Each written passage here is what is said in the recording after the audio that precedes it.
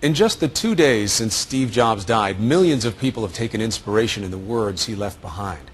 But maybe none seems as appropriate right now as this. Being the richest man in the cemetery doesn't matter to me. Going to bed at night saying we've done something wonderful, that's what matters to me.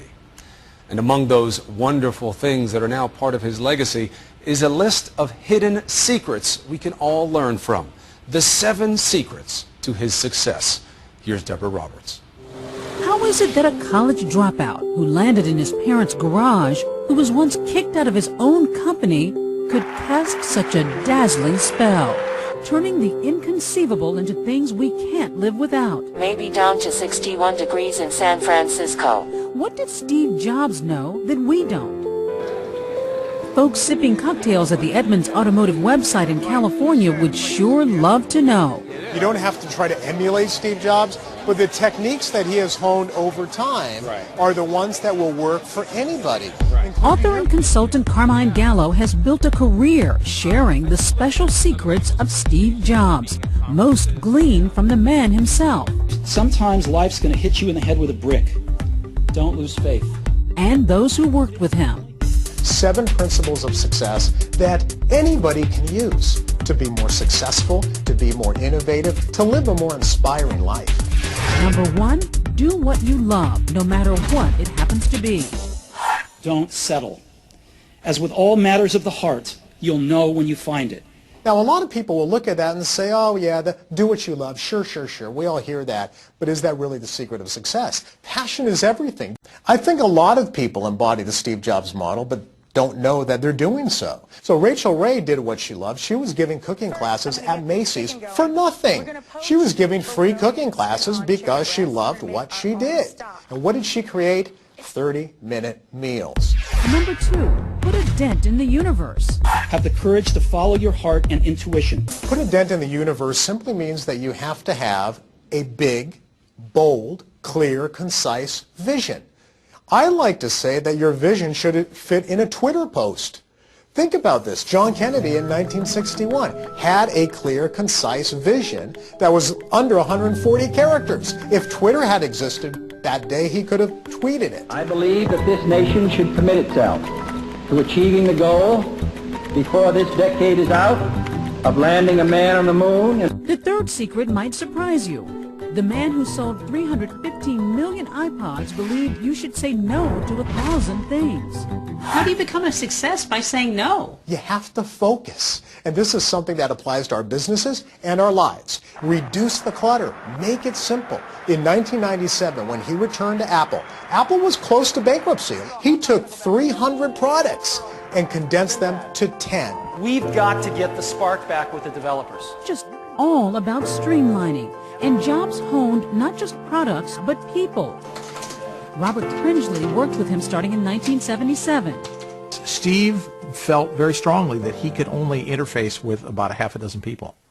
And so therefore he had to concentrate at any given moment on who were the half a dozen most important people in his life. And if you are in the top 6, you get all my time. If you fall off, if you're number 7 or 57, I don't know you.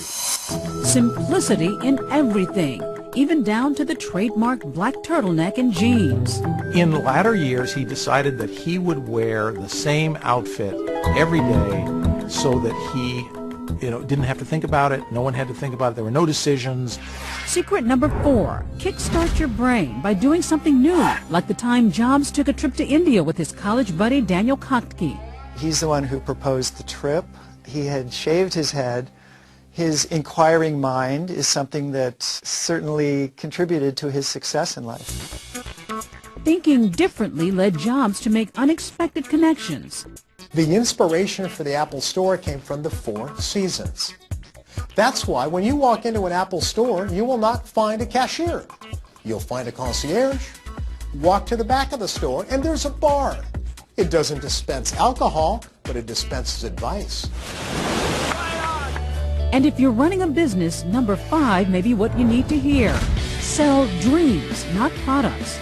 And 6, create insanely great experiences. For Jobs, it wasn't just about selling 29 million iPads this summer, but entertaining the customer at the same time.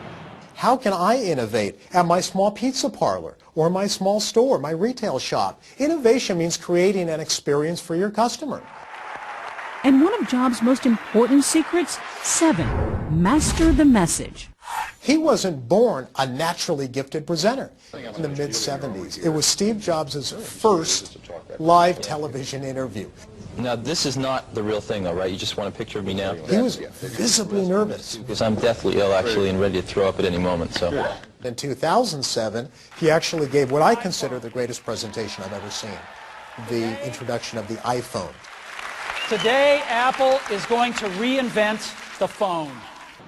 So how does all this relate to the rest of us? Even if you're not the head of a company, you are being judged by how well you give a presentation, how well you communicate, just to get that first job out of college, and then next job and climb the career ladder. Yet some of the genius of the Apple co-founder could be a bit sour, like Jobs' famous perfectionism and temper. He's a very demanding manager. Whatever his flaws, Steve Jobs will be known as the ultimate visionary. So don't feel bad. Steal his secrets. Most likely, he would expect that. Good artists copy, great artists steal.